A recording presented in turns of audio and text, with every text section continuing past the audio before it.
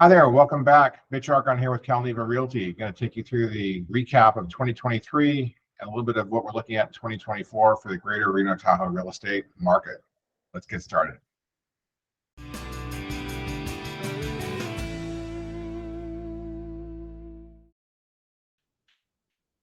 Okay, let's take a look. Let's get started.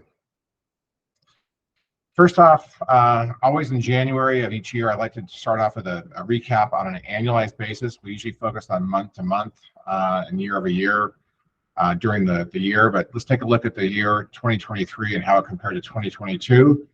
I'll have some additional charts to share with you as well on how 2023 compares to some prior years. So as you can see here, in terms of median price for all of 23 over 2022, pretty stable. Some markets were slightly up, some markets were slightly down. On aggregate, pricing was stable throughout 2023. We did see a little bit of a dip late 2022. That dip kind of corrected itself into the first quarter of 2023, and you can see the numbers speak for themselves. Homes sold, a little bit more on this in a minute, but as you can see, volume is down. Tahoe is up by 6 houses. That's why it's 7%, but most markets are down quite a bit. And we'll take a look at this home sold phenomenon in a little larger context with some more years looking back in just a moment. The percent sold price to list price, 2022 is a more competitive market for buyers. And so you'll see that the percentage of sold price to list price is down a bit, about 1% in most markets throughout the region here. So 2022, homes are selling for 99% of the list price at the time the home went under contract. You can see that went down to 97.6%, so went down a little over 1% in 2023. The markets have been less competitive, even though things have been selling fairly rapidly. There's been less competition in 2023 compared to 2022, and that's reflected in these numbers over here. Let's take a quick look at the sales volume, because this is really where the big news is, and everything kind of stems around this. We know pricing has been stable, but in terms of sales volume, the changes have been pretty dramatic. And so you can see here, going back 21 years, I'm going back to 2002, the sales volume by each of these local markets on each year. This is for single family homes.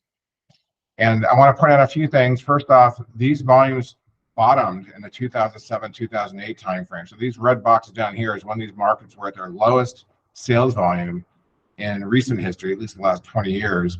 You can see it visually in through here. Of course, during this time, we were going through the Great Recession.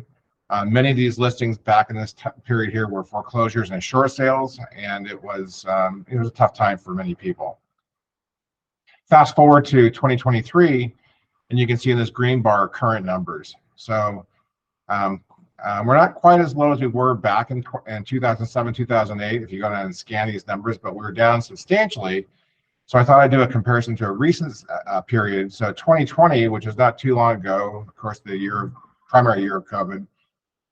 If you add up all these numbers and you compare that to the sum of all the numbers in 2023, we're actually down 33% from 2020. So that's a pretty significant drop. You can see it here on the chart. 2017 was actually the high water mark in this last 20-year period, but 2020 is the most recent high water mark, if you will. So for every 100 homes that sold in 2020, about 66 homes were sold in 2023. So significant drop. You'll see a lot of press. I see press all the time coming across my news feed. They talk about the housing market, the collapse of the housing market. What they're referring to are these sales volume numbers, which are significantly down. As I've reported consistently for the last couple of years, of course, pricing has been very stable, as we saw just a moment ago. So the real story here is visually that sales volume is down, and there's reasons for that, which we'll talk about here a little bit later. Median price, so you can see December 2023, last month, over December 2022, a little over a year ago now, prices are up. You can see in most markets through here. That's on a month-by-month snapshot. If you look at pricing on a month-over-month basis, going back a couple of years here, you can see, again, for the most part, quite stable. We saw a little bit of a decrease coming through the fourth quarter of 2022. That kind of made it back up to the first quarter of 2023. And for the most part, very stable. If you go back and look at numbers from a little over 2 years ago in here, the numbers in here, you'll see that they're like, for example, Sparks 521 to 520, Carson Valley 669 to 648. So they're slightly up, slightly down.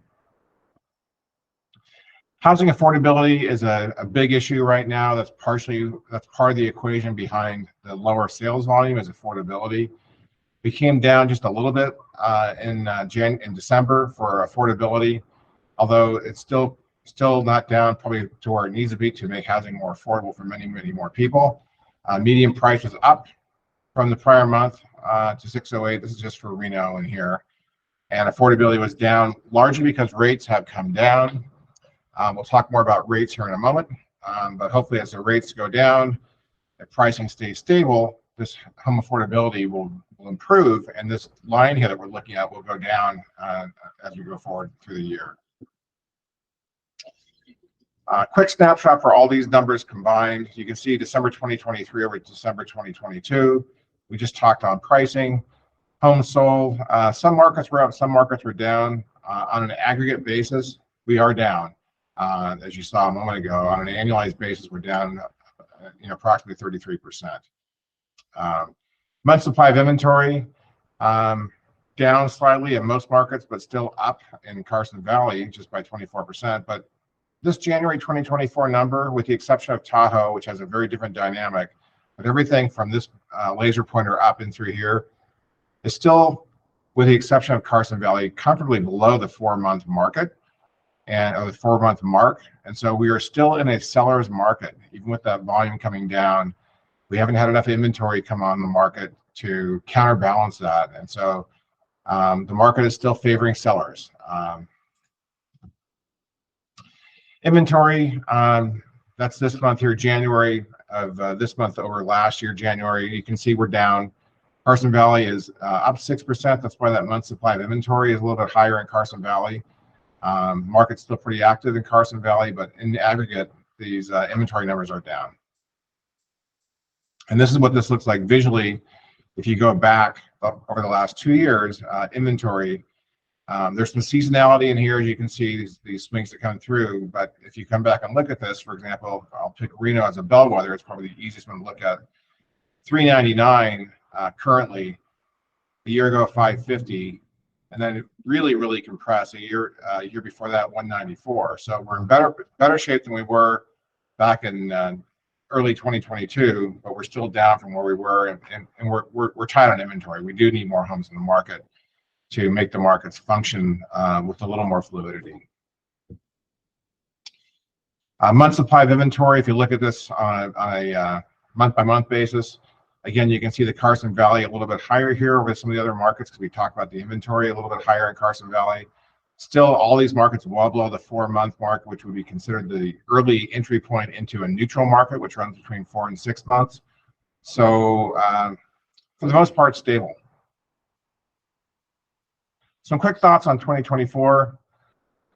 First off, let's talk about rates just a bit. They move around every day, so I'm not going to put the current rates up here, but they're kind of in the government loans are kind of in the high 5s, very low 6s, and the conventional loans are probably right around the mid-6 range for somebody with good credit and good income and good debt to income ratios. So there's been speculation the Fed has signaled, let's put it that way, that they're likely not to keep increasing rates. They're likely to cut rates. Some people are saying as many as 3 times. That's likely to occur in the second half of this year, letting some things stabilize. Of course, we are in an election year as well, which isn't supposed to, but could have some impact on the rates as well in terms of economic stimulus. So they're forecasting that by the end of 2024, we'll probably see some rates down into the very low 6s or in the high 5% range, maybe teasing that 5% range.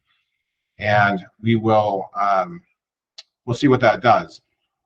My view on this, there's different schools of thought, but there's 2 things that are going to happen when the rates do go down. One of them is we're going to see buyer demand increase, and at some point we're going to see sellers freeing up their low mortgage rate. We're not going to see a 2.75% interest rate anytime in the very near future, but we'll see sellers have less reluctance to not sell their homes. it's what we refer to as the lock-in effect. Sellers don't want to sell their homes because they don't want to trade out to a higher interest rate.